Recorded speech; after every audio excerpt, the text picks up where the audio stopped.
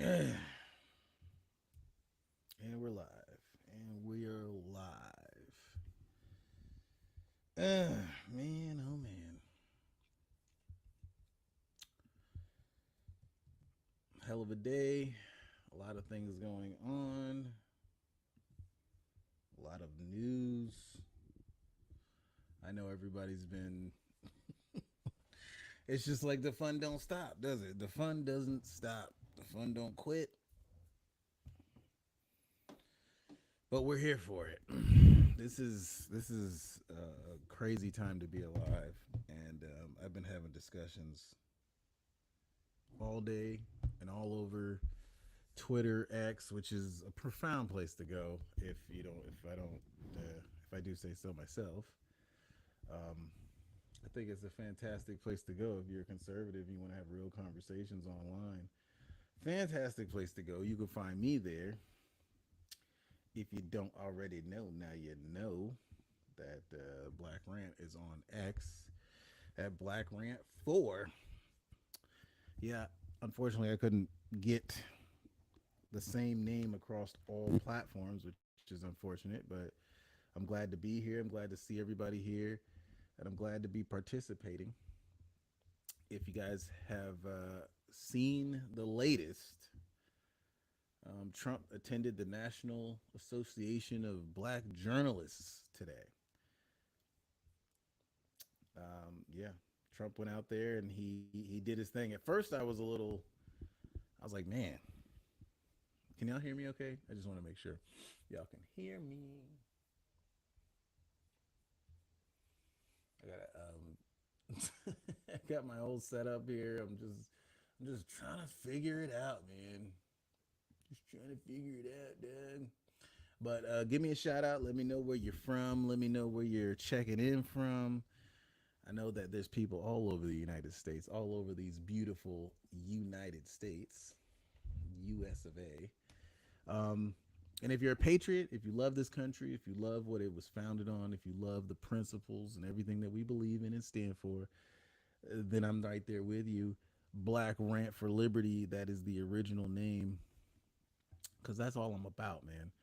Um, it's just too much going on in this world to not get active. If you're somebody who loves this country, it's time to get active, man. It's time to stand up. Because these people, these controllers, these sycophants, these um, corrupt politicians, they want to steal from us our birthright as American citizens, our birthright. They want to steal from us what is entitled to really every human being on this planet, but we're lucky enough to have actually experienced in the United States. First and foremost, just thanks to our founders and their prescient um, ideology, their ability to come together. And so we're going to talk about kind of some of the main things that are holding us back as a party. I don't think, or as a nation, not even as a party, because I think Trump's got the whole thing wrapped up as a party. Yeah, he's got the Republican Party all set. See my cup here. I had a little bit of a slushy. My wife bought me a slushy machine. So, which is fantastic, I gotta say. And it's much healthier than going to, the gas station or the 7-Eleven and pumping the slushies out. So, I gotta lose a few pounds. I'm pretty fast for a fat man, but I gotta do some work here. So, she got me that. So, I can just use, like, healthy juices, even though, we're weaning ourselves off of that. But, yeah, we are on the cusp, on the precipice of losing something so beautiful that we've had for such a long time. I see we got a couple people here in the chat. Just let me know where you're from. If you're from Alabama, if you're from North Carolina, if you're from Virginia, if you're from Minnesota, if you're from Wisconsin, Ohio, Colorado. Let me know where you're from, damn it. Otherwise, I'm kicking you out of here. No, I don't even think I have the ability to do that. Um, let me know where you're from, and I'll give you guys a shout out. It'll be excellent. I love to have people here. I love seeing everybody back. We got Facebook, we got YouTube, we got Twitter. We are live, baby, and so it's an excellent thing to be able to go live and communicate with people, especially in this time.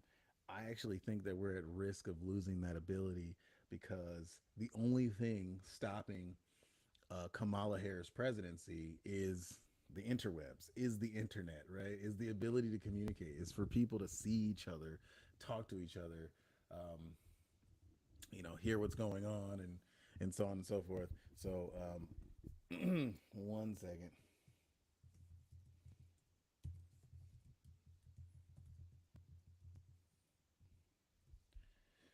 Oh man. Mm.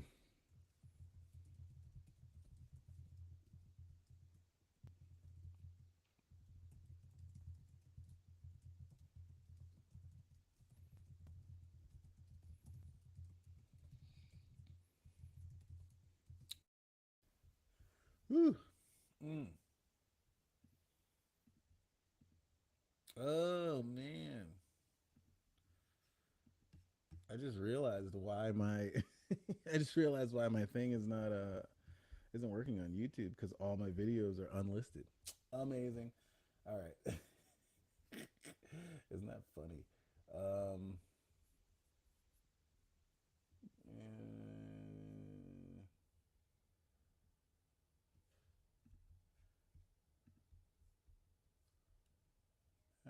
ba, ba, ba. Y'all can bear with me for a second. Just got some house cleaning to do.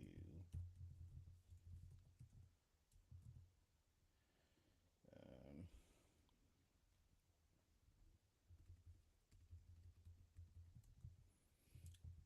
I don't know if you guys have noticed either, but oh man, we are fighting an uphill battle. The tide may be turning, but we are really fighting an uphill battle here. Um,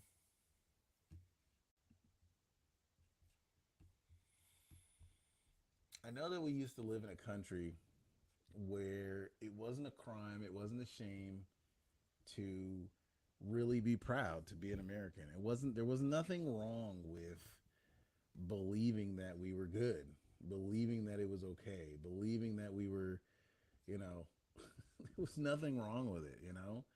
And now it's just crazy. It just feels like you're shamed all the time just for thinking, hey, I like being American. I like doing what I'm doing. I like steak and beer and American flags and guns and all that stuff. There's nothing wrong with that. But now it's like, oh my God, you're shamed for every single thing that you do. So we're gonna look at this NABJ conference, and I want to get some reactions from folks because it was pretty interesting. I At first I was like, oh man, this is I don't think Trump did a good job at all. That was my original thought, and then I looked at it again, and I was like, you know what? Actually, it was a setup from the jump. It always is. It's always a setup for Trump. We know that, and I'm sure. I hope Trump knows that now. It's always a setup. It's always him against five journalists at the same time. It's always him against you know people talking over him. It's the weirdest technique that the mainstream media uses as well. They'll just like ah, talk over him. Like you never see them do that to anybody else, any Democrat or Biden or whatever, where they'll just start talking at the same time that he's talking to try to like interrupt him and pretend like they have some kind of authority or it's like bizarre, but that's what they do. That's what they do. And so we're gonna take a look at it, and I'm going to actually better help, better help. All those better help commercials. We're in a crazy place because they always need a commercial to talk about how you can get some therapy, which I'm not against therapy, but Eric is from Georgia. I'm sure Eric has left the chat by now, but Eric is from Georgia. So, and just in case anybody was wondering, we got Eric from Georgia. That's about all we got right now. All right, let's take a listen, guys. You ready? Journalists, we use opportunities like these both to inform our reporting, but also to help voters understand the choices that they face in a consequential and historic election year. NABJ has partnered with PolitiFact to fact check this conversation in real time. You can access that feed on social media using the hashtag NABJFactCheck. Again, the hashtag is NABJFactCheck. We have a lot to get to, and we do not want to waste any time. So let's bring out the former president of the United States, the Republican nominee for president, former President Donald Trump.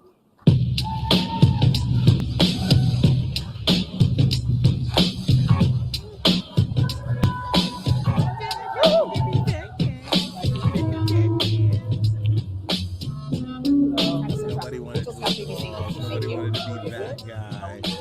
Oh, you a Trump lover? The hatred, the vitriol. Mr. President, we so appreciate you giving us an hour of your time. I want to start by addressing the elephant in the room, sir. A lot of people did not think it was appropriate for you to be here today. You have pushed false claims about some of your rivals, from Nikki Haley to former President Barack Obama, saying that they were not born in the United States, which is not true. You have told 4 congresswomen of color who were... See what they do there? Like, do you need to add which is not true? Do you need to add that? You've already said it was a false claim. It's insinuated.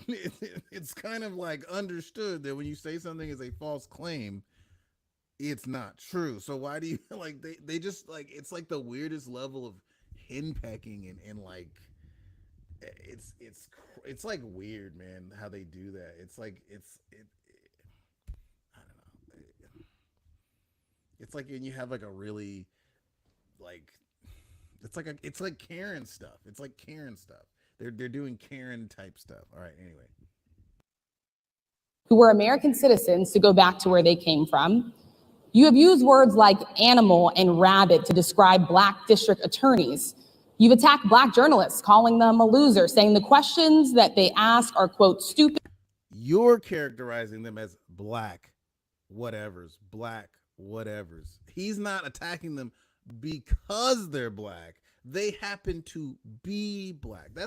It's like the media has taken framing to its highest point, dude. All you have to do is frame the situation in a specific way, and you can get people to think any way you would like to think about it. If somebody was suing you and you knew it was absolutely nonsensical and they were attacking you like a rabid dog, are you calling them rabid because of their skin color or because they're suing you or trying to lock you up or trying to prosecute you? Like, no context is given. It's shifting the frame over to the left a little bit to make it seem as though he's deliberately saying those things because they're Black, not because he's being attacked, but because they're Black. Like, it's just the most nonsensical thing I've ever heard. It's like if somebody lets their dog shit on your yard every single day. Every single day, they walk by and they let their dog shit on your yard. It doesn't matter if that person's white, Black, pink, or blue. You're going to call them a name. You're going to call them a name. But then if somebody goes, well, I'm a Black person or I'm a brown person or I'm an Indian or whatever, and that person is in the victimhood mentality and mindset, they will go, well, the name you called me is obviously a racist name, because they're framing the context in which you've called them the name, because they're the victim. They can do whatever they want. It's absolutely absurd. Anyway, continuing. Sorry. Stupid and racist. You've had dinner with a white supremacist at your Mar-a-Lago resort. So my question, sir, now that you are asking Black supporters to vote for you, why should Black voters trust you after you have used language like that? Well, first of all, I don't think I've ever been asked a question so in such a horrible manner. First question. You don't even say, hello, how are you? Are you with ABC? Because I think they're a fake news network, a terrible network.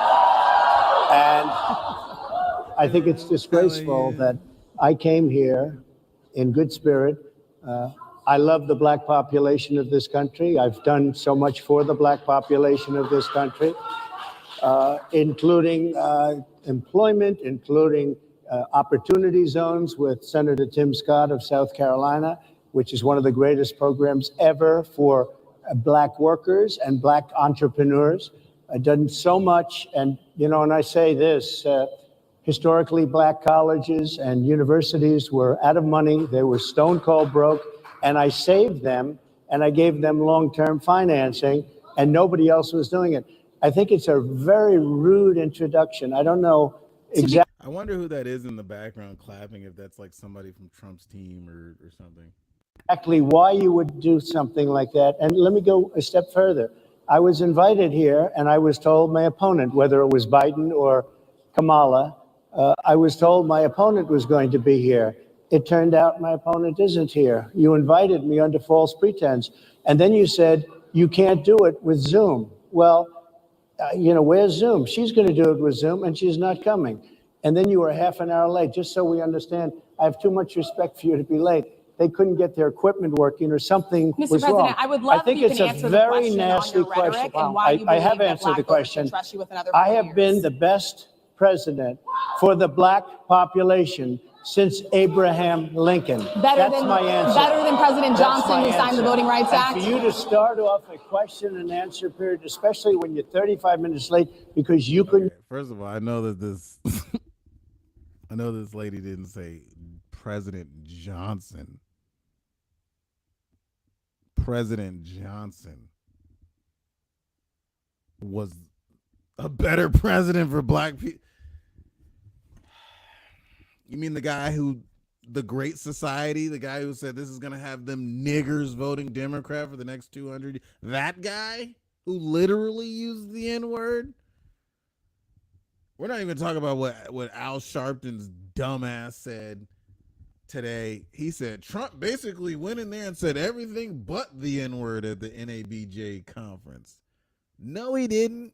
Nothing, nowhere in there did he insinuate any kind of racial slur or disrespect. He only disrespected this one lady who he felt disrespected him. Now, whatever. But, and by the way, this NABJ conference was the biggest one they've ever had.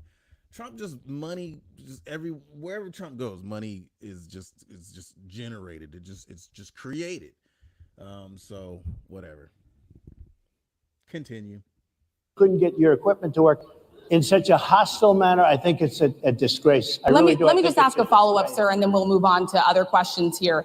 Some of your own supporters, including Republicans on Capitol Hill, I think you're a disgrace. You're a disgrace. have labeled Vice President Kamala Harris, who is the first Black and Asian American woman to serve as vice president and be on a major party ticket, as a DEI hire. Is that acceptable language to you? And will you tell those Republicans and those supporters to stop it? How do you define DEI? Go ahead. How do you define diversity, equity, and inclusion? Okay, yeah, go ahead. Is that what your definition? That is give me a literally definition the words. then. Would you give me a definition DEI. of that? Give me a definition. Sir, I'm asking you a question. She's so stupid.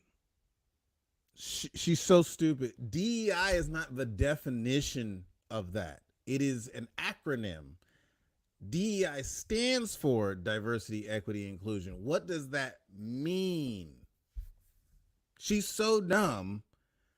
She says that is literally the definition. That's not the definition. That is an acronym.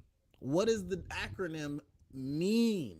What is the meaning behind? This is why the Democrats, communists, Marxists, they change the language. They fuck with the language. They mess up language all the time. And then people end up thinking they know what things are when that's not what they really are. That's not the definition of DEI. Definition of DEI would be, an initiative put in place on a corporate level, on a governmental level, in order to ensure that such and such and such happens. That's the definition. The acronym is diversity, equity, and inclusion. That's how stupid this lady is. But okay. Very direct question. Define it for me, if you I would. just defined it, sir. Do you believe that Vice President Kamala Harris is only on the ticket because she is a black woman? Well, I can say no. I think it's maybe a little bit different. So I've known her a long time indirectly, not directly very much. And See how nice Trump she is? was always of Indian heritage, and she was only promoting Indian heritage. I didn't know she was black until a number of years ago when she happened to turn black, and now she wants to be known as black.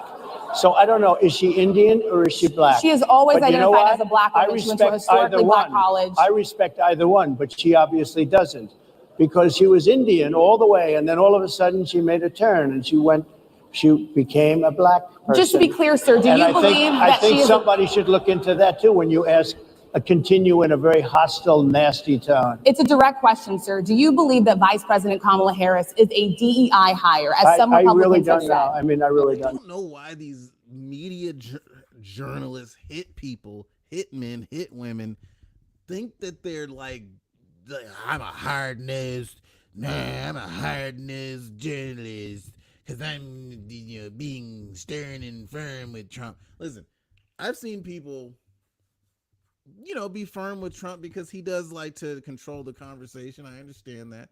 But you don't have to go at him like this. This is just confrontational. This is just flat out confrontational.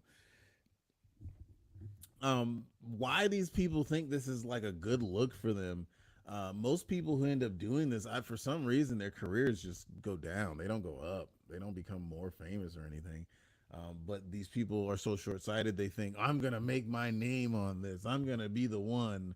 I'm not going to be, they're thinking about their friends and their families and going home and how people are going to say, you were too nice to Trump. So they have to go overboard and overdo it and be, total jerks.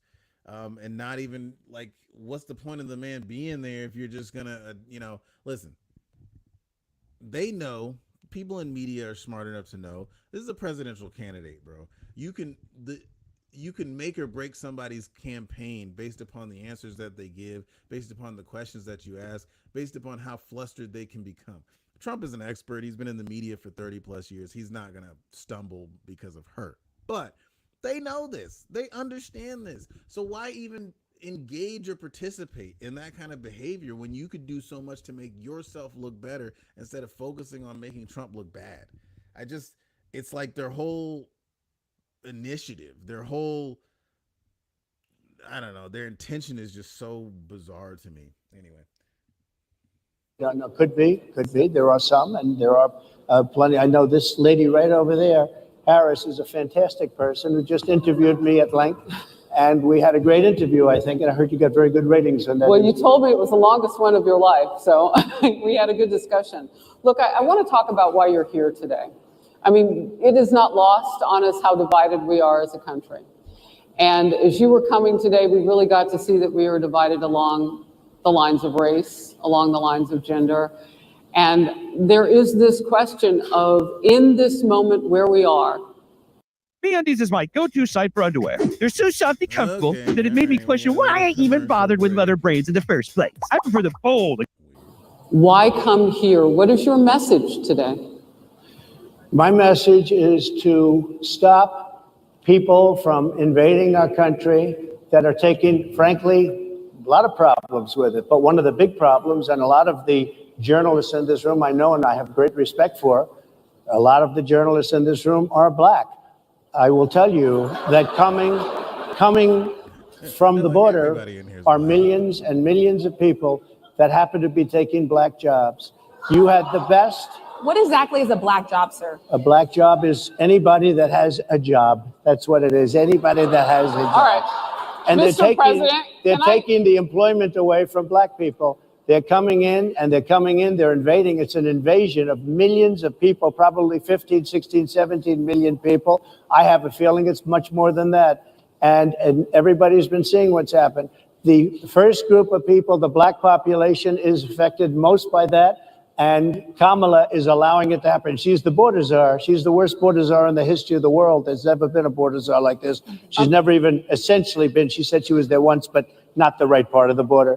So she was a border czar. She's done a horrible job. These people are coming into our country and they're taking black jobs and Hispanic jobs And frankly, they're taking union jobs. Unions are being very badly affected by all of the millions of people that are pouring into our country. And one thing, as we discussed, many of these people are coming in from mental institutions, from prisons, from jails. They're gang members in other countries. Other countries are setting loose their prisoners. They're opening up their prisons and their mental institutions, and they're taking their bad people, drug dealers, gang members, and they're bringing them into the United States. And by the way, their crime rate is going down, and our crime rate is going to be a disaster. Mr. President, I want to get into how you address some of the issues with Black communities. And I say that plural because we live in communities of color that are different. We're not all the same. We don't vote the same. We don't think the same. Sure. It's not monolithic. So as you come here today, I want to talk about something that bursts, and this is the weight of the inflation on this country right now. The nonprofit Money Management International recently released data from its mid-year analysis that we have found a 52% rise in people who are seeking counseling for being in credit debt. They're paying for food that is sky high on their credit cards, and now they can't pay that off. The credit counseling nonprofit MMI, as I said, is saying now that they've seen surges that they haven't seen since we were in a pandemic of people in financial trouble. Much of that falls on the shoulders of single moms, single Black moms, when you look statistically. Yeah. How do you turn it around? What's your plan for the Black community when it comes to money? So, first of all, it's very hard to hear you for whatever reason because of the fact that they have bad equipment, because I guess, this woman was unable to get the right equipment. But it's very hard for me to hear you, but I can hear every other word. It's very difficult, actually. But so I don't know if they can fix it or do something. Yeah, I understand him pointing this stuff out and making sure that the audience knows, listen, dude, they're trying to sabotage me. If I don't answer this question right, it's not because I don't want to, it's because I can't hear. That's totally cool. That makes sense to me. But he kept throughout this whole thing, he kept pointing out this lady in blue and kept berating her. And I guess he really didn't like her coming at him like that. But hey. Do something with it, but I'll do the best I can with it. The inflation is absolutely destroying our middle class, our working class, virtually every class. Inflation is a disaster in our country. Inflation is a country buster. It breaks every country. And we had, in my opinion, the worst inflation we've had. They say it's 58 years, but I think it's much more than that. It's been devastating. And if you just take a look at a lot of things they don't include, like interest rates. Interest rates went from 2.4% to 10%, and you can't get the money. People can't buy houses. They no longer have the American dream. Young people, young Black people, they don't have the American dream anymore. They can't buy a house. They can't borrow the money because of the cost of the money. They can't buy it because of the... See, this is where I think Trump shines, period, all across the board. White, Black, pink, blue, Jew, Asian, lesbian, gay. It doesn't matter. This should be Trump's message in 2024. Now, when he was going up, I understand his messaging it's hard for them to shift the messaging right now. He's probably been really busy, and switching out a candidate, he talks about this midway, is really it's messing him up. It's not really fair, right? They shouldn't be able to do this. They shouldn't be allowed to do this. But they have been allowed to do this.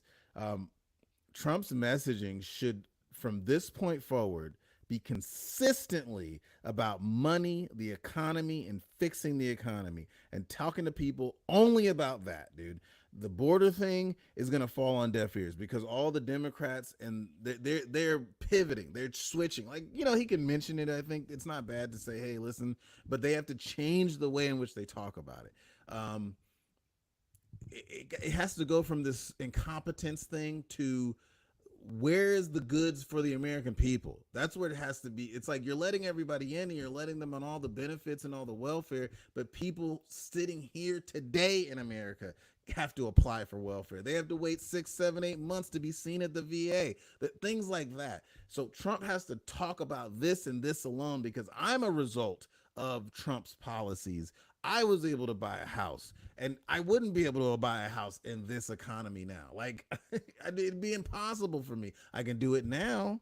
I could do it then, but I can't do it now.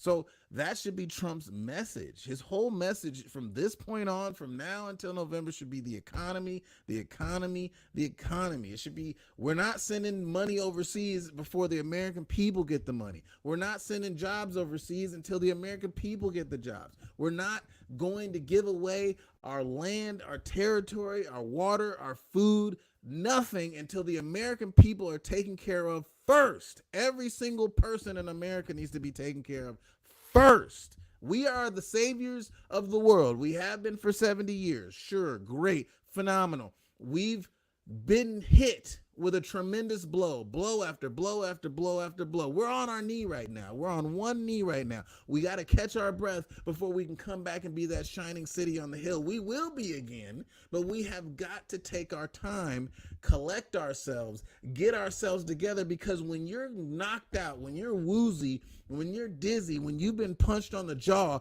it is ill-advised to jump right back into the fray of a massive fight. You got to sit back, get your defense on point, make sure that your head is clear. It's just like boxing. You keep your you protect yourself until your head clears, then you go back out. Then you go back out and attack. We are in a mode, in a state where we need to collect ourselves, figure out who we are as America. We are transforming right now. We are having a massive transformation in our economics. We are having a massive transformation in our demographics. We're having a massive transformation in who we are. We're having a demographic shift because boomers are retiring and Gen X is starting to get older and millennials are coming into their power. We have got to rediscover who we are and what that means in the framework of what America is. And to do that, that means we have to have a firm foundation we can build from. We cannot do that if we are a poor country. We cannot do that if we are a country like you saw on the infomercials in the 90s with kids digging through the trash with flies on their faces. We have got to be a powerful and mighty and prosperous country before we can go and help anybody else in the world.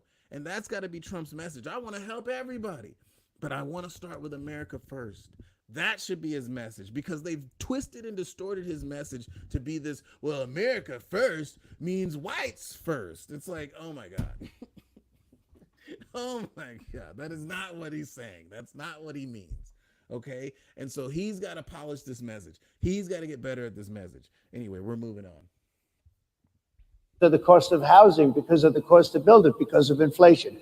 Inflation is a disaster, and it's destroying our country, and it's destroying the black community probably as much or So what do more you do? than any What's your plan? You know what we have to do? We have to bring down the cost of energy, and that's going to bring down the cost of inflation. This was all started with a bad energy policy by Joe Biden. By the way, just if I might, I was running against a man named Biden. You probably saw that. And he was losing very badly in the polls. And then he had a rather bad debate. I would say it was a bad debate. I would say it was one of the worst debates in history. And his poll numbers crashed. And instead of saying, let's keep going, and maybe something happens the other way, they said, oh, we're going to replace him. Let's just replace him. That's like you're in a fight, a prize fighter's in a fight. He's not doing well. You say, let's bring in another fighter. It's not fair. So our whole campaign was steered toward him, and now we have to steer toward him. But that's what I was talking about before, what he just said. Ultimately, our prize fighters in a fight. They said, oh, saying, let's keep going, and maybe something happens the other way. They said, oh, we're going to replace him. Let's just replace him.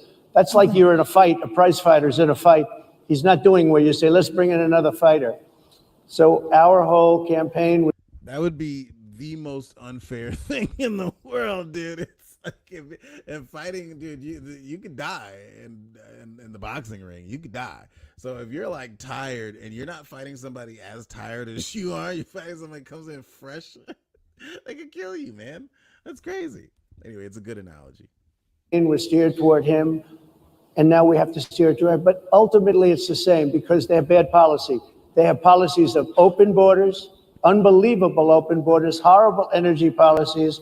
They want to get rid of, as you say, gasoline in cars. They want to get rid of oil. They want to get rid of efficient heating. Environmentally, what they're doing is killing our country. They're absolutely destroying our country. But the inflation is the thing that's hurting the black worker, the black population and every other population within our country. Inflation is the worst it's been, I think, in over 100 years. And they'll fact check it. They'll say it's only 58. I'll tell you one thing, dude. Trump is not losing momentum with black men, because black men know what it's like to walk in a room where people don't want you there. Where people look at you and they get afraid, they get tense, they get nervous about what the outcome of the situation is going to be. So Trump can't help but build more credibility with black men, because black men respect the ability to go into the lion's den and be unfazed, right? It's the black women, unfortunately, and I'm not trying to pick on anybody, but because women in general have been treated so well in the Western world, there's a sort of delusionality when it comes to what it's like to walk around in the world. It's like, if this was 700 years ago or 2,000 years ago, it would be quite a different story, and there would be a lot more understanding that at any given moment you could get got, right? But women don't, in the West, in America, don't walk around like that. They, there's this general fear of, being raped or being essayed or something like that. And I understand that that's a legitimate fear. Sometimes it gets blown way out of proportion, but in the West, Western men are typically extremely respectful. But when you're a man, at any given moment, you say the wrong thing to another man or a group of men, or you go in the wrong situation, you can be hurt, you can get knocked out, you can be killed. So, and black men especially understand this, because, black men are typically in more rougher areas and situations. So black men can't help but respect that. But black women don't understand that, and they don't respect that, because women in general, women are tend to befriend. Women believe that if you can make amends and make peace, then everything should go fine. Everything should fit together, and everything should be honky-dory if you just go along to get along. If you just try to smooth things over, everything will work. Men are fight or flight, and so it's either you're going in or you're going out. That's it. There's no in between. And so the female perspective on Trump is, why does he have to be so abrasive? Why does he have to act the way that he does? This is a feminine perspective on Trump, and it's shared by men as well. It's not like only women think like this. It's just, we are a feminized society, and so we believe that, why can't you just go around and be like Obama and cross your legs and, talk real slow and be, that's the kind of world that we live in, where everyone expects that kind of behavior. And in anything different than that, it's like brutish. But men like the brutish factor of Trump, because they see the world collapsing around them and understand, hey man, if there was some migrant from some backwoods place in some country in the Middle East or Africa or even Europe or somewhere, or Eurasia, and they came over here, or South America, and they were just some hicks from that part of the world, and they wanted my car, and I didn't fight them, and I got my ass kicked and knocked out and possibly worse, and I couldn't defend you, that all that niceness and crossing my legs and talking real sweet is not gonna do anything to those guys. Okay. They come from a part of the world where you either punch first or you get knocked the fuck out. And so men are more aware of that, especially men that aren't addicted to soy. So, black men can't help but be more and more enamored by Trump the more and more he does brave and courageous things, as long as they don't give into the nonsense that is being pushed from the left. It's like the Democrats were the ones that were promoted and were for slavery. The Democrats were the ones that had the Aunt Jemimas on the plantations to make sure, the mammies, to make sure that everybody was in line. She kept all the men in line and all the women in line. Okay. It's the same thing is true now. It's like we've got all these mammies coming up now, and Kamala Harris is just a new version of a mammy to keep people on the plantation.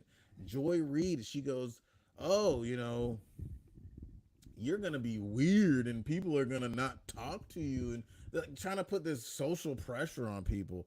You're gonna be ostracized if you vote for Trump over a black lady, because what does that make you? It's like, bro, give me a break. We're not in freaking elementary school. We're not in high school. Grow the hell up. But this is how these people think, and this is the type of mind control that actually works on a lot of people. Anywho, continuing. Whatever it may be, they don't add all the numbers. They don't add the really bad numbers, and you can check that too. But inflation, Harris, is absolutely destroying this country and the people in our country. Yes, Mr. ma'am. President, can I ask you another question Yes, that is also impacting Black Americans? And that's very clear now. Good. I'm sorry? It's very clear. I hear you. Okay. So Sonia Massey, someone from Illinois, and I'm not Black. Okay, I feel like Trump did a terrible job answering this question. Like, he just a terrible job. I just but I mean, he did as best as he could, but okay. Black woman was shot the other day in her home by a deputy sheriff. The deputy has since been charged with murder. You've said police would get immunity from prosecution if you win. Here are 4 reasons why you need to start taking care of your liver. Reason number. Okay, anybody with a brain knows that, like, he's not talking about just full immunity for the police to just do whatever the hell they want and sell drugs and, kidnap people and like break into your, like, that's not what he's talking about. He's talking about if there's a shooting that was iffy and so this person should not have their life destroyed just because they make a certain type of choice. But God, does the media make people afraid of this? Like, dude, I get black people are afraid of the cops. I totally understand. I get it. I understand. But in what universe would any political party be able to just wave a magic wand and make the police just have absolute total immunity and ability to do whatever the hell they wanted to do? There would be pushback for that if that was done through the proper legislative channels. This is what's so funny to me. It's like the Democrats do not use the real legislative channels. They do not use the system that is as it's supposed to be used. They don't use our current form of constitutional representative democracy to get things done. They do things by fiat, and then they turn around and say, well, you should be afraid that they're going to do things like that. It's like, did Obama not say when he first tried to get elected, we need to have a civilian national security force, more powerful, more strong, more well-funded? Like, what? Like, that's exactly the opposite of what the founders had in mind in this country, to have a permanent military in the country that was made up of civilians, tattletales, people imbued with powers, with weapons and firearms that were an extension of the executive branch of the government. That is called a tyranny, like that. But when Obama said it, everybody was like, yeah, that makes sense, especially back when he said it, because it was, you got to put things in context of the time that they were said. Like, George Bush was, well, let's say what it really is. Dick Cheney was making very dictatorial moves at that time, things that were scary to everybody. So, but yeah, it's like, police departments are meant to be, especially sheriff's departments, they're meant to be decentralized. Everything's meant to be segregated and decentralized, right? So that you cannot create this mighty powerful fist and with which you can wield against the American population.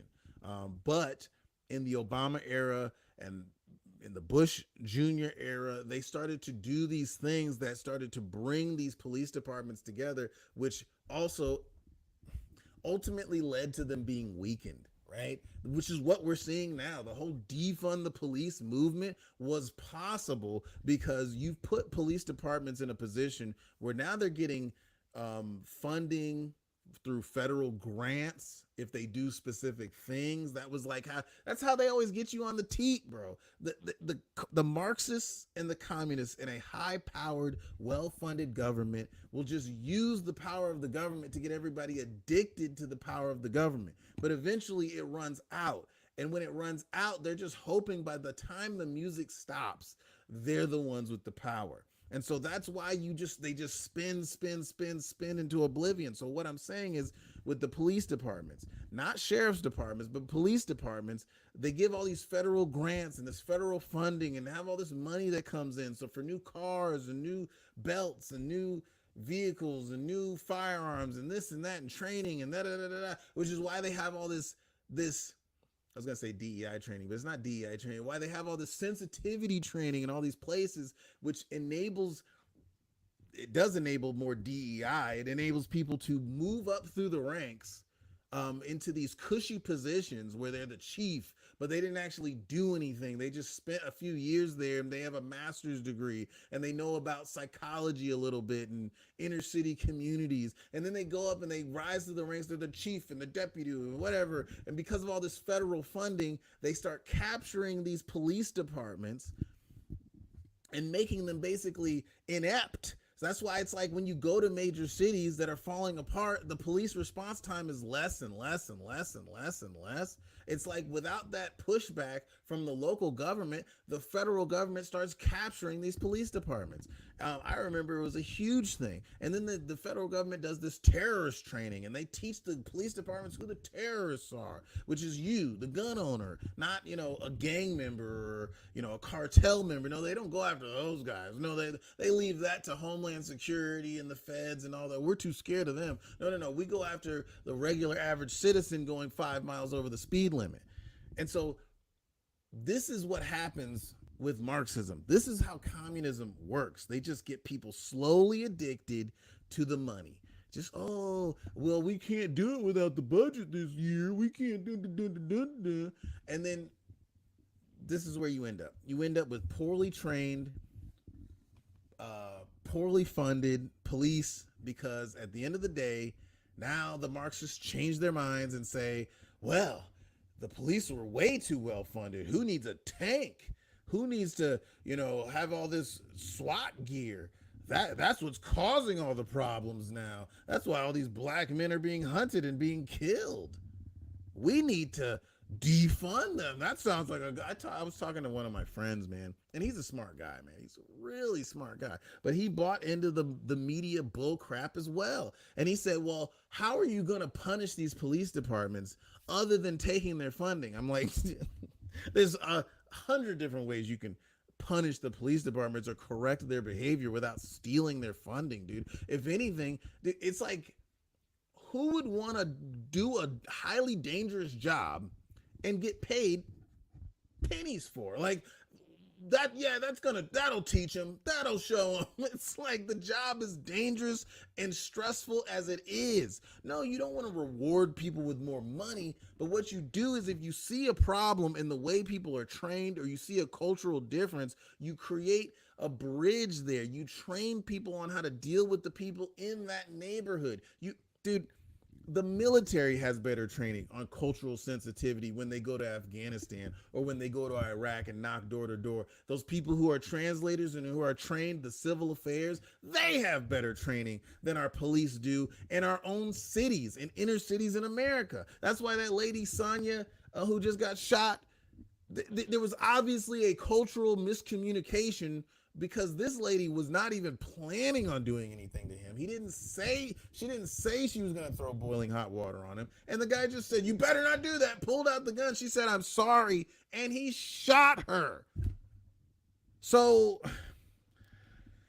but let's pull their funding. Let's stop the training.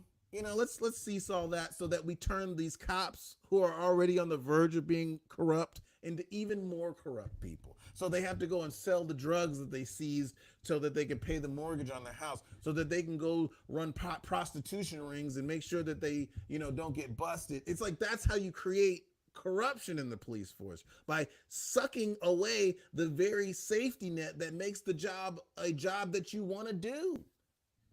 It's so crazy, because it's like the communist Marxist solution to all of our problems is to make jobs unbearable, to make things undesirable.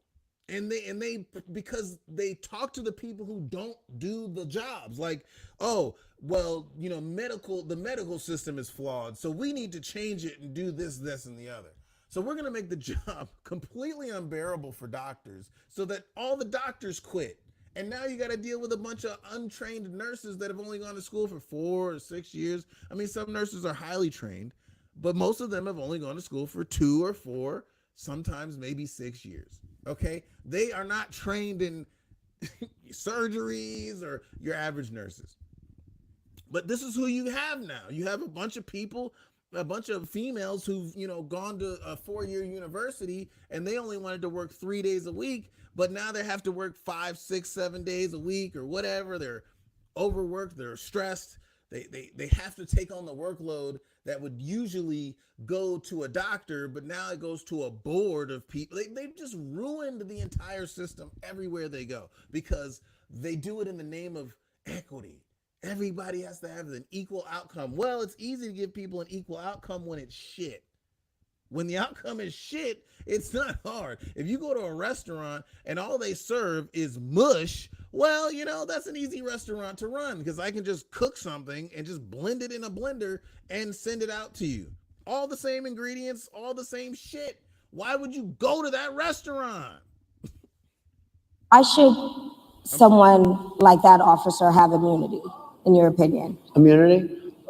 Immunity. I don't know the exact case, but I saw something, and it didn't look good to me. It didn't look good to me. Are you talking with the water, right? Yeah, well, police unions are not backing this person either. But again, why would... They're going to be charging the officer? I guess they're charging the officer. So why should he receive immunity?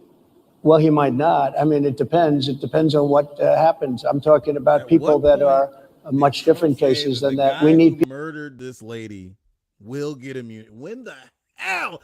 They keep putting words in Trump's mouth. Like, it's just the most basic form of mind control. I just wish people would understand it.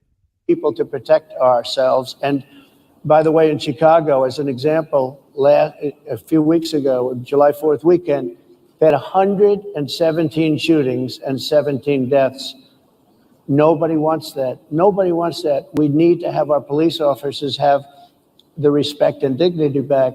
In this particular case, I saw something that didn't look good to me. I didn't like it. I didn't like it at all. So can you get a little more specific back to the immunity question? Who would make those well, right now, for the most part, people are protected by their unions, by their police unions, or by their police departments.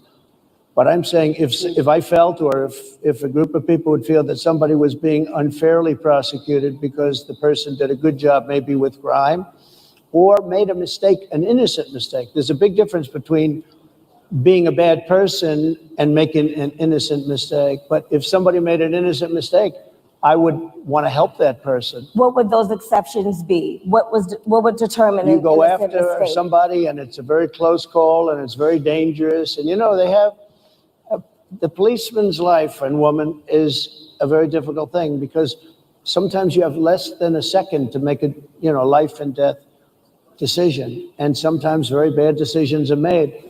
They're not made from an evil standpoint, but they're made from the standpoint of they made a mistake. So I want to follow up really quickly. So I don't know if you heard that in the audience. Somebody was like, whoa. Yeah, that's not the response that most black people want to hear. But what Trump should have said was, listen, you have opportunists out there. People who want to take advantage of every single unfortunate accident. And rather than in an attempt to heal the community, these people like Al Sharpton try to come in and milk it for as much money as they possibly can. You could tell Trump wasn't really prepared for this conversation. Trump likes to keep things on a surface level, but black people want the depth, man. And if Trump could have a conversation that Kamala Harris couldn't even have with black people, he would hands down win completely because black people are begging to have this conversation. I don't know if Trump's equipped to have this conversation, but he definitely, anyway. So if you just said, listen, how many times have you seen somebody get shot or some situation happened, and all of a sudden the preacher lawyer or the the spokesperson guy swoops in and says, hey, I can get you $2 million, I can get you $4 million.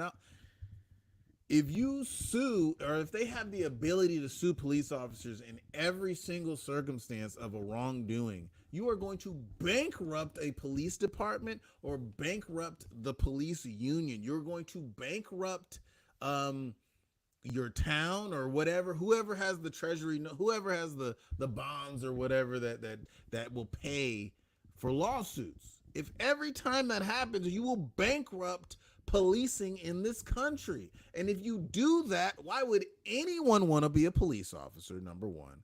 And why would anybody trust that their law enforcement would be reliable and dependable? How would people know, how would police officers know that they get a call, they're not just showing up to be set up?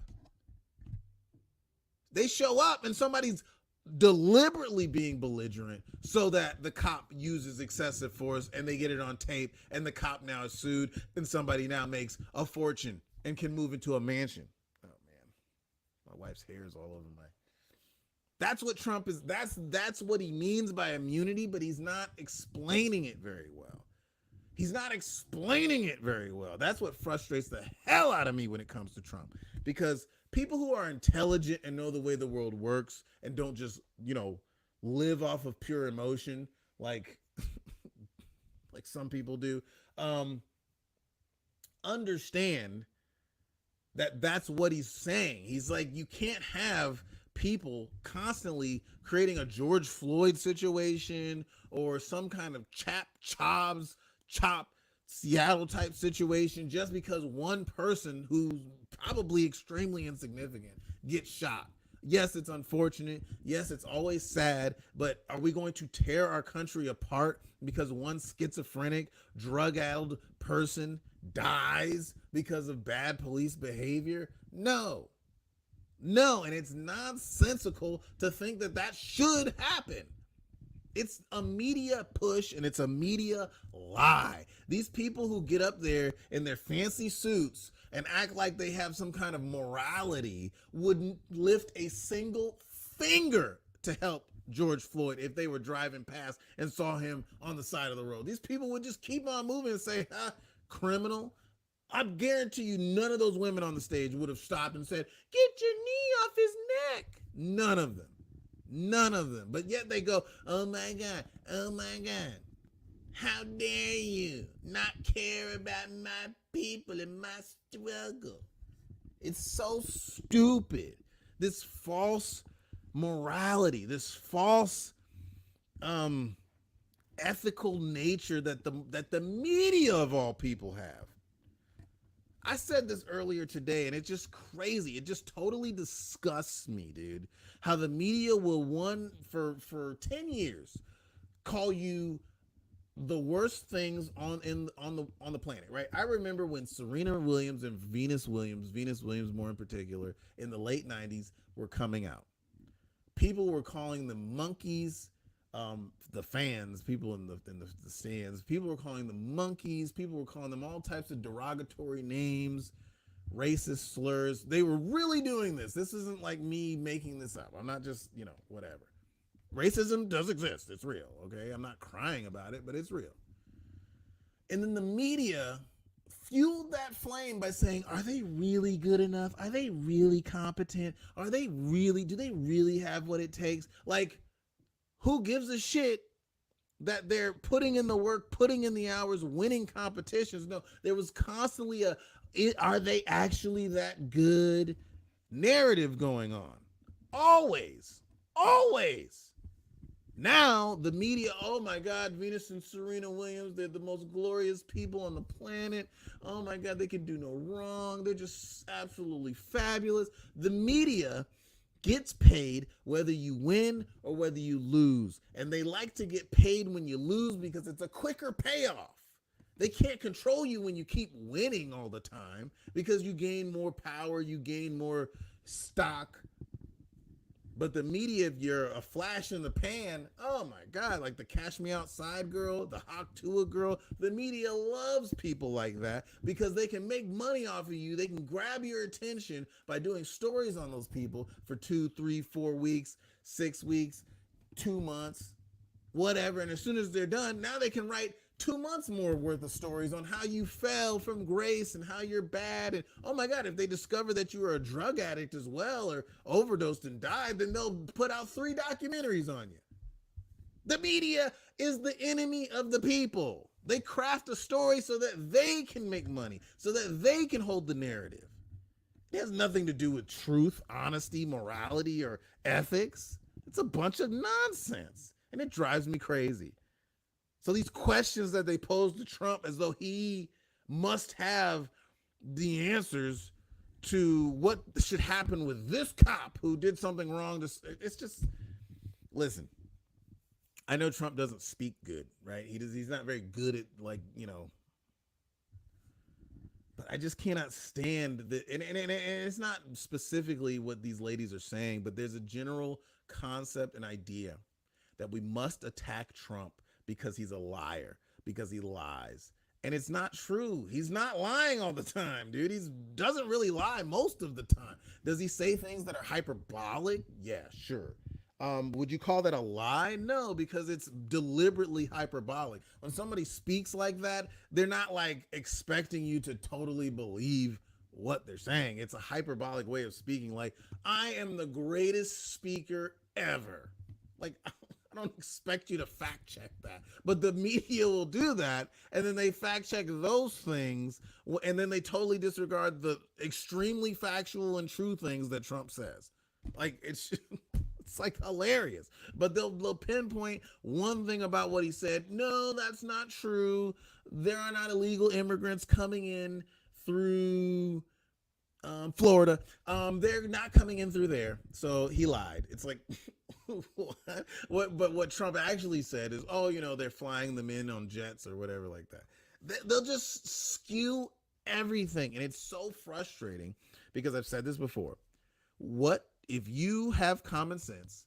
The media forces you to defend Trump when you don't even want to. I don't even want to defend Trump most of the time. He doesn't really need my defense as a billionaire or anything like that. He doesn't need me, little old me, Black Rant, to defend him. But the media forces you to do that because it's like, yo, I got a brain. I got memory. I have common sense. What you're saying is totally gaslighting and crazy.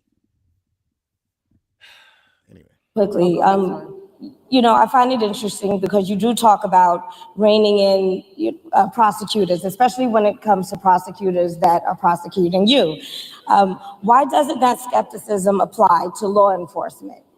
Well, I've been prosecuted because I'm a political opponent of 2 people that have weaponized our justice system. I've been prosecuted. I just won the big case in Florida. Everyone said that was the biggest case. That was the most difficult case. And I just won it. Now, Biden has a similar case, except much worse. I was protected under the Presidential Records Act. Biden wasn't, because he wasn't president at the time. And he had 50 years worth of documents. And they ruled that he was incompetent, and therefore he shouldn't stand trial. And I said, isn't that something? He's incompetent and he can't stand trial, and yet he can be president. Isn't that nice? Mr. President, but they released him on the basis that he was incompetent. They said he had no memory, and he was a nice old guy, but he had no memory, and therefore we're not going to prosecute him. I won the case, and it got very little publicity. I didn't notice ABC doing any publicity on it, George. We cover you extensively, sir. I'd love to move over on to different topics. I didn't notice you do any publicity on it at all. I won the case, the biggest case. Move on. Now that he's bringing up Biden and how this is, dude, come on, man. Like, I don't even get why they ask these kinds of questions. This is an attack on a political opponent. I have another one where sir, I have a hostile judge. We have you for a limited time, sir. I'd love to move on to different topics. No, excuse you. You're the one that held me up for 35 minutes, just so you understand. If we can move on now to the state of the race, sir, I want to get back to the campaign. Senator J.D. Vance is your running mate. He's had a lot of controversy lately, and I want to read you a few things that he has said in the past. He said the Democrats running the country are a bunch of childless cat ladies who are miserable at their own lives and the choices they've made. And so they want to make the rest of the country miserable too. He's not talking here about how great it is to be a parent. He's attacking what he says are the choices people are making to not have children. Did you know that he had these views about people who do not have children before you picked him to be your running mate? And do you agree with him? No, I know this. He is very family oriented and he thinks family is a great thing. That doesn't mean he thinks that if you don't have a family, it's not. I know people with families. I know people with great families. I know people with very troubled families. And I also know people with no families. They didn't meet the right person. Things happen. You go through life, you don't meet the right person. But he's not just talking about families here. He also says that people that don't have children should get less votes than those that do. I'm just speaking for myself. Is that your campaign I think position? I'm speaking for him too. He strongly believes in family, but I know people with great families. I know people with not great families that don't have a family. And the people without the family are far better. They're superior in many cases, okay? He's not saying they're not. What he's saying is that he thinks the family experience is a very important thing. It's a very good thing.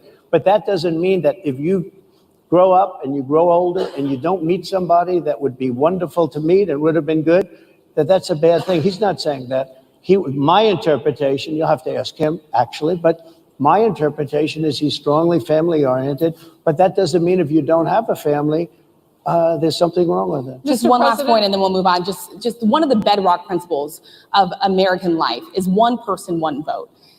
Senator J.D. Vance has suggested that someone who has children should have more votes than a person who does not have children. I just want to be clear here. Is that the position of your campaign? Well, no, but it's not something I have ever heard before. I can tell you this. Okay, this is absolutely absurd, dude. I Democrats will literally say something that is, they're not joking. It'll be something that's, they're dead serious. They're dead serious. They'll say something like, oh, we want to take all the guns. And then Republicans will get in an uproar about it, rightfully so. And they'll go, oh, they were just, come on. They weren't serious. They were just, or they misspoke or whatever. Like Hillary Clinton. Oh, I took gunfire when I came off a plane. And then video didn't happen. She wasn't taking gunfire. She was walking on the tarmac, taking flowers from people, shaking hands. She wasn't under fire at all. Total lie. But she gets to go, well, I misspoke. I say so many words on so many days. Dude, it doesn't matter how many words I say. I'm never going to sit there. If it never happened to me, I'm never going to sit there and go, I took fire. I was being shot at. When the hell has Hillary Clinton ever been shot at? If she's never, ever, ever, ever been shot at before. Like, okay, I understand if she were shot at on a tarmac in Turkey and then she mistook that for wherever the hell she said she was. Okay, but it's never happened, ever. How do you misspeak and then the media just gives you a pass? J.D. Vance clearly saying something tongue-in-cheek. That's a joke. You should get extra votes if you have clearly not a serious, concept. Hey, I want to push for this legislation that if you have a family, you get 7 more votes. Like, clearly not something he's actually advocating for. He's just saying, that's my opinion, but it's not, clearly a joke. Clearly. They're asking him hard-nosed questions about that. This is the media bias. This is the media spin. They're making it seem like the Republicans are these crazy, religious, right-wing, racist Klan people. It's like, dude, anybody with a family, we should have more votes because, listen, our families are on the line. If you plan on not having children, well, in 20, 30, 40 years, you will be gone. But the legislation and the regulations that are passed here today will impact my kids and their kids. That's essentially what he was saying. But he wasn't saying, yes, let's give them more votes. It's just so disgusting. I'm so tired of it, man. When are people going to stand up and just be tired of this crap, dude? This, Right now you have illegal aliens coming into our country, many from prisons and many from mental institutions, and they want to give them votes. I don't think they should have votes. They came into our country illegally, and they're taking the vote away from all of the people in this room that have been here a long time, that have worked hard, that in many cases, and you'll see this happening, if I'm not elected, you're going to see it happen. If I am, you're not going to have any problem. But you're going to see it happening a long time. You're going to see the people in this room and people outside of this room are going to be losing their jobs to people that have come into this country illegally. Mr. President, can we stay with just kind of the state of the race right now? Because I felt like that vice president question, candidate question was right in there with that. So let's talk about J.D. Vance for a little bit. He's had some stumbles out of the gate. I don't know if you're hearing what we hear as reporters, but it's been a tough couple of weeks for him. Why did you choose J.D. Vance? Why did you choose him? And I'm having a hard time hearing too. I know everybody out there can, but it's hard. I'll tell you why. I chose him because he's a very strong believer in work and the working man and woman, and especially the working man and woman who have been treated very unfairly, because you have many of them in this room, but you have many of those people, they were treated very unfairly. They worked very hard and they were treated unfairly. He wrote the book that became a bestseller. The movie became a smash hit. He's a very smart guy. Without the benefit of having a family that has contacts, like a father that was well connected, he got into Yale Law School. He graduated in 2 years from Ohio State, summa cum laude. I mean, you take a look at, his career has been an amazing career. He started off at a level with a... Dude, the level of attacks that they're trying to push on J.D. Vance just shows you how much J.D. Vance should probably be the VP, right? Like, I have my doubts about the guy. I'm not like, wow, what a great candidate. Like, I don't see what Trump sees, but the fact that they are going at J.D. Vance so much, man, that's all you need to know, dude. Like, this is a conversation with Trump, and they're asking Trump about his VP. Nobody is sitting there asking Kamala Harris who her VP is going to be, or no one's, they're speculating, but no one's putting pressure on her and saying, oh, well, we don't like the Trump he picked a weird guy. His story is very inspirational. Very, very inspirational. Listen, and dude, he's married to an Indian lady. Like, they are terrified of that, because how are they going to sit there and claim that he's some sort of racist? They can't claim J.D. Vance is a racist. He likes some dark. He liked the dark meat. I like the dark meat too, but you know what I'm saying? Who don't like the dark meat? It's nice and tender, but he's married to a real Indian lady who doesn't flip-flop and then say she's white the next day and then say she's Japanese another day. They are terrified of J.D. Vance. That's all I have to say. So that's a good thing to me, in my mind. A difficult family situation, very difficult with the mother and the father and everything else. He ends up going to Yale Law School and was one of the top students, became the head of the law journal. It's an amazing thing. He's a 4-year, he was in the military with great distinction for 4 years, got out, went into business, became successful in business, very successful in business, actually. Did public offerings and other things. And I have to believe in that. He's somebody that was born in a rough situation. Most of the people know that situation because it was very well documented in his book.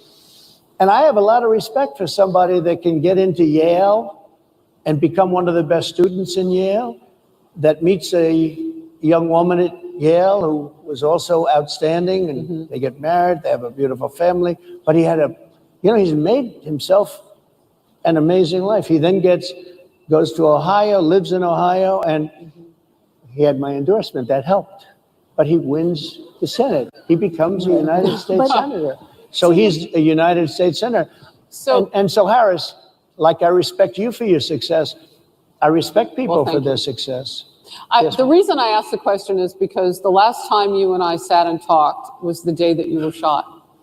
We'd been together for much of that day. You left to go to Butler, Pennsylvania, and we didn't know what was next.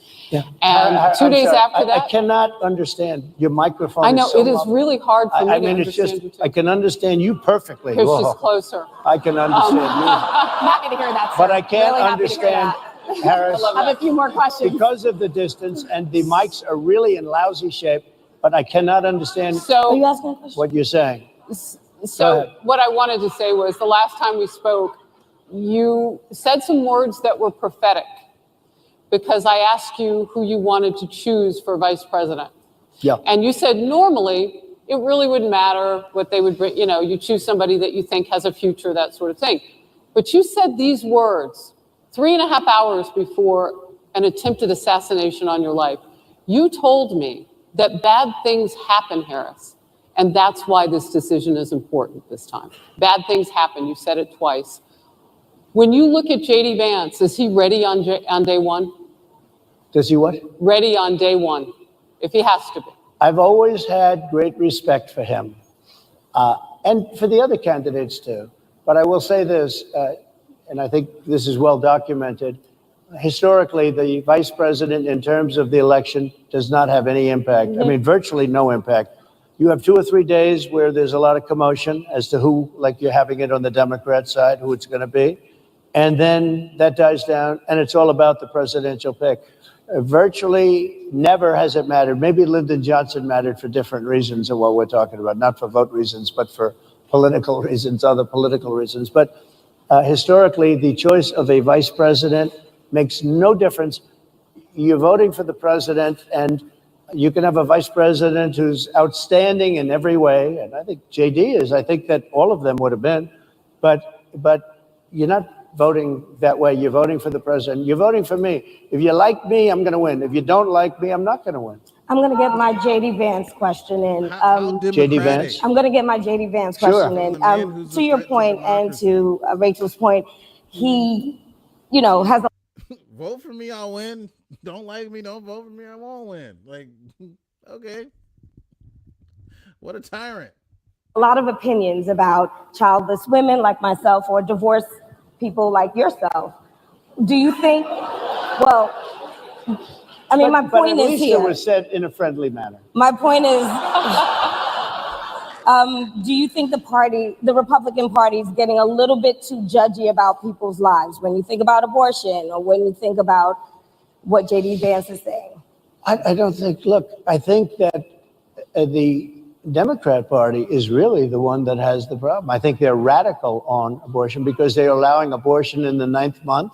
They're allowing the But death. I think it's They're about allowing freedom, the right? death of a baby after the baby is born, based on Sir, the that governor is of illegal in Virginia. every state in the That's country. Based on the governor of Virginia, Executing a they're baby in allowing the every death state of in the the country baby is illegal. after it's born. It's a They're crime. allowing abortions in the 8th and 9th month. Well, of Democrats pregnancy. have denied. I think If you know what he's talking about the former governor of Virginia who said, we take the baby and they come out the womb and we put them to the side and we keep them comfortable.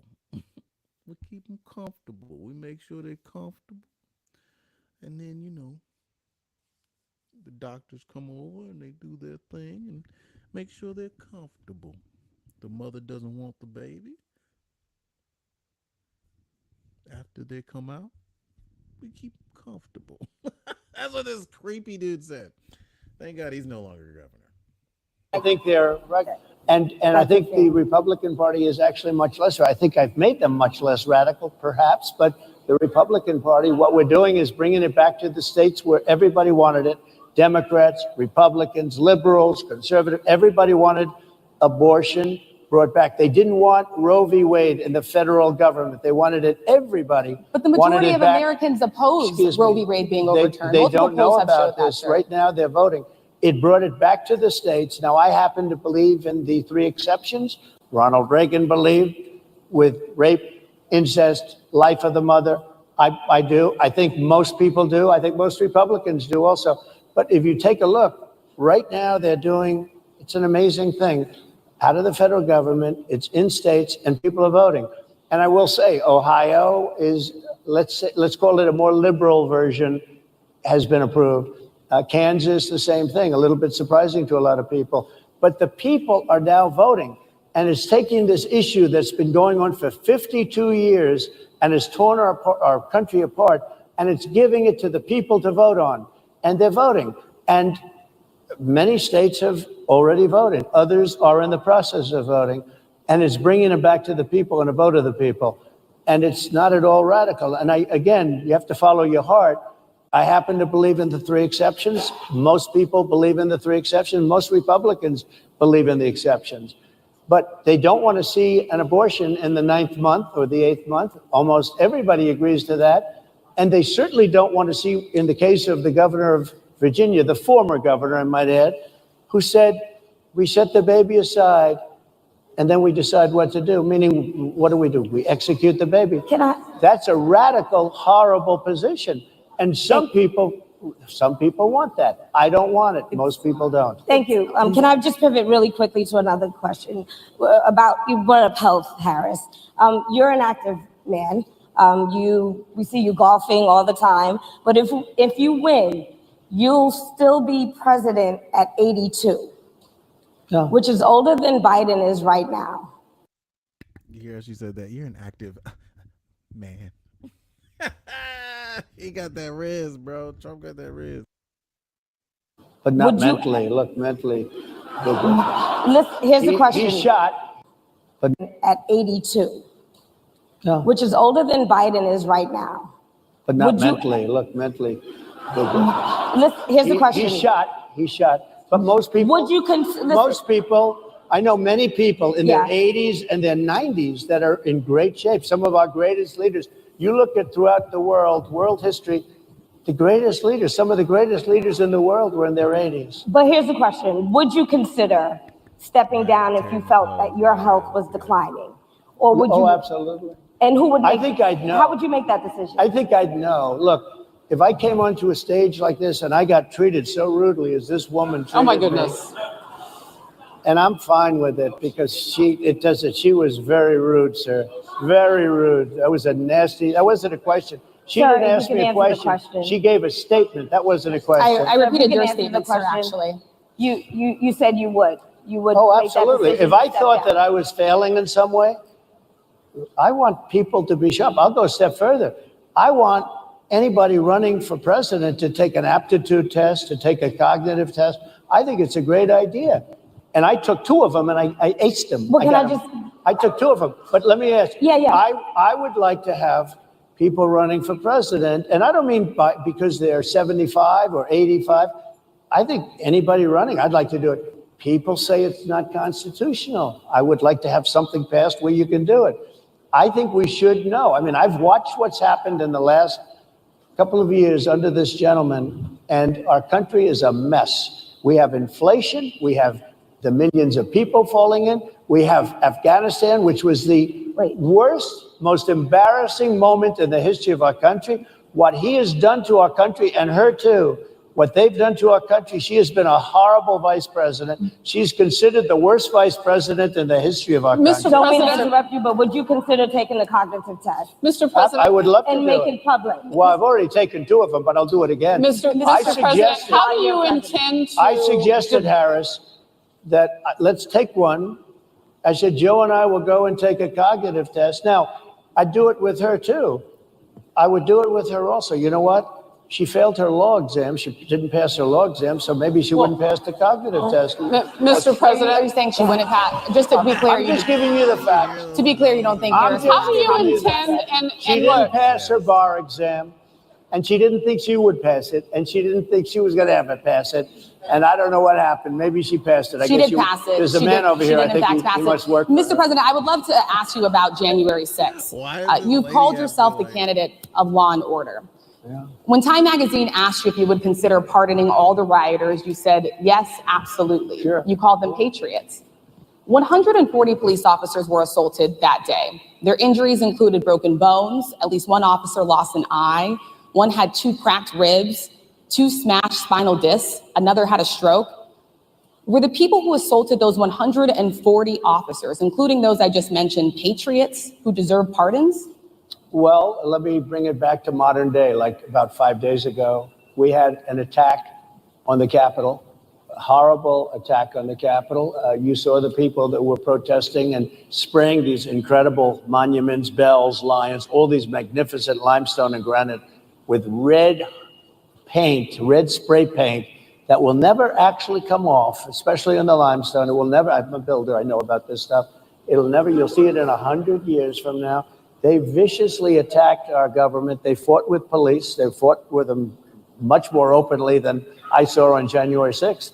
What's going to happen to those people? What's going to happen to the people in Portland that destroyed that city? But sir, my question is on those. What's going to happen to my the question people is that on tried those to burn rioters down? who assaulted Excuse me. officers. You have to Would ask, you pardon what's those going to people? happen? Oh, absolutely, I would. You If would they're pardon innocent, those? If they're innocent, I would pardon them. They've been convicted. And by the way, the Supreme Court just well, they were convicted by a very tough system. They were. How come the people that tried to burn down Minneapolis, how come the people that took over a large percentage of Seattle, how come nothing happened to them? How come the people But sir, we're talking about people that were seen beating officers with flagpoles, dragging.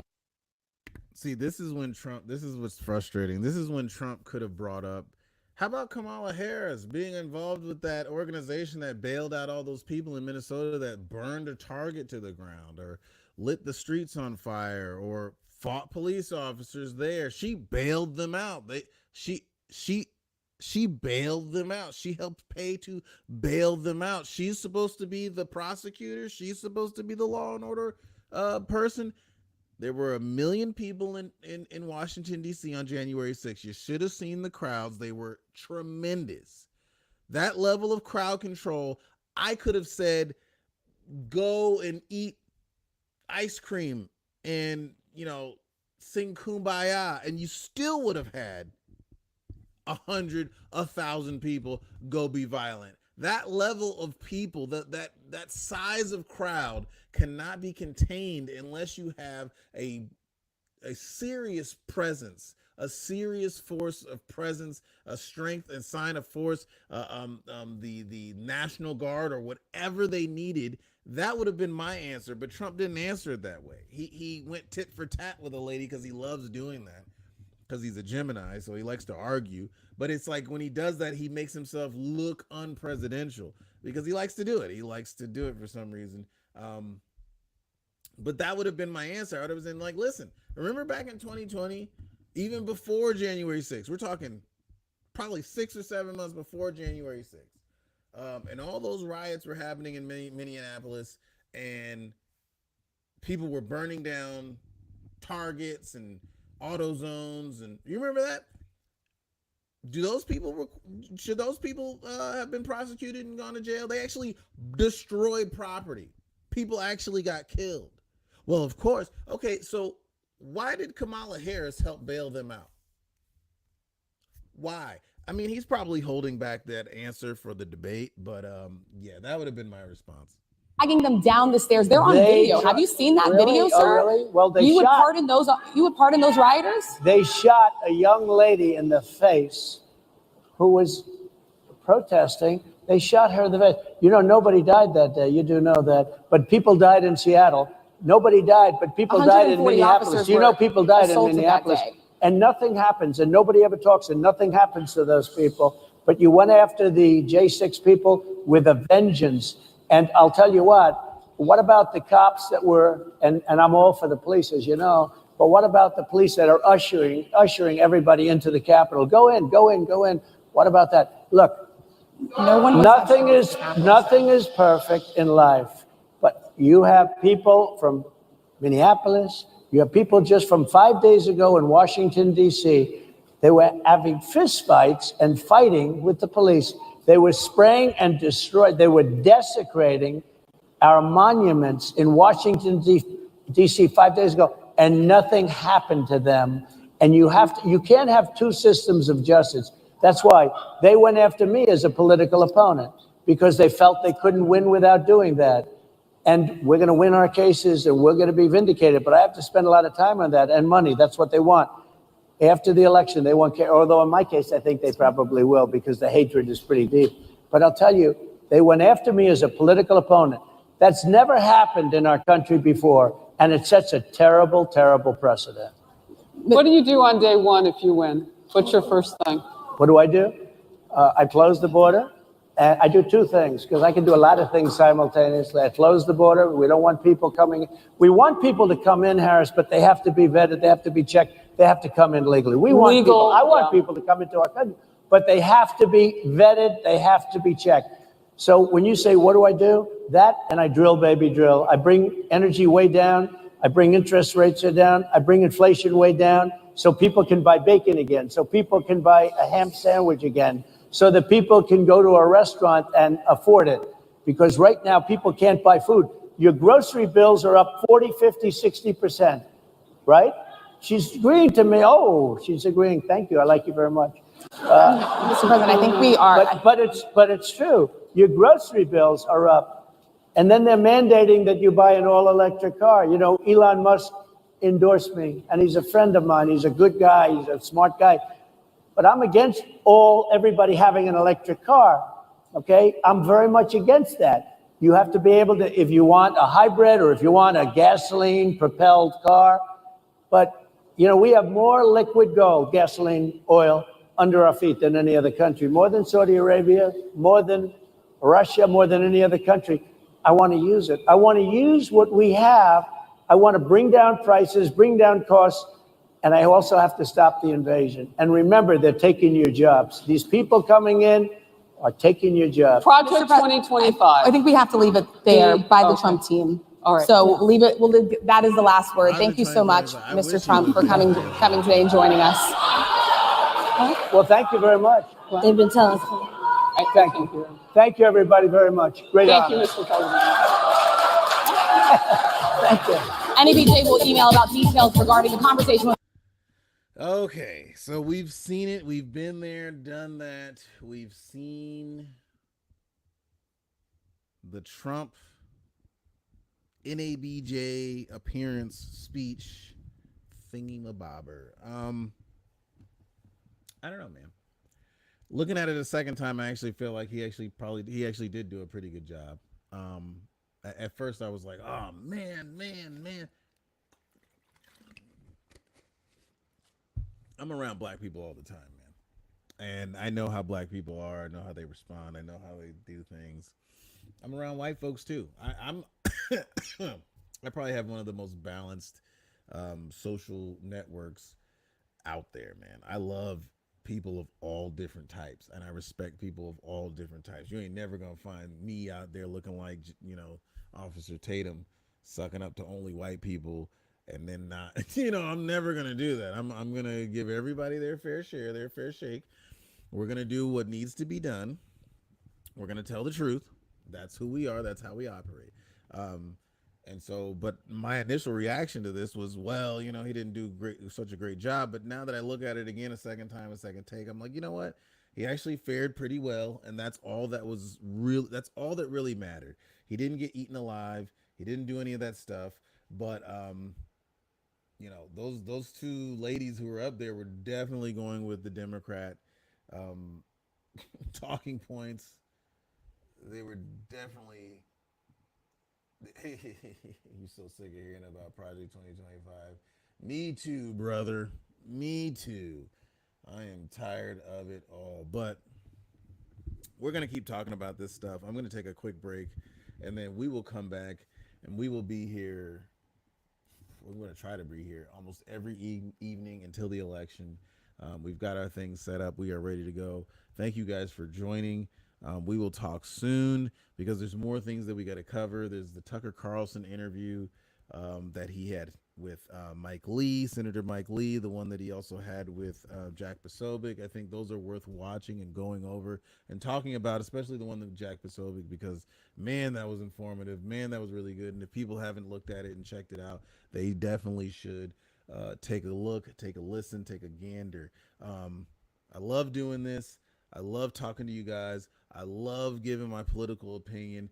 I've come to the apotheosis that I understand that, man, politics is just something that I've studied for so long. I understand. I love. I don't think I'd ever run for office again because it's just such a limiting position being a politician. You have so much power in the position, like people grovel at your feet and stuff. But I never get off on that kind of thing. That's not my thing.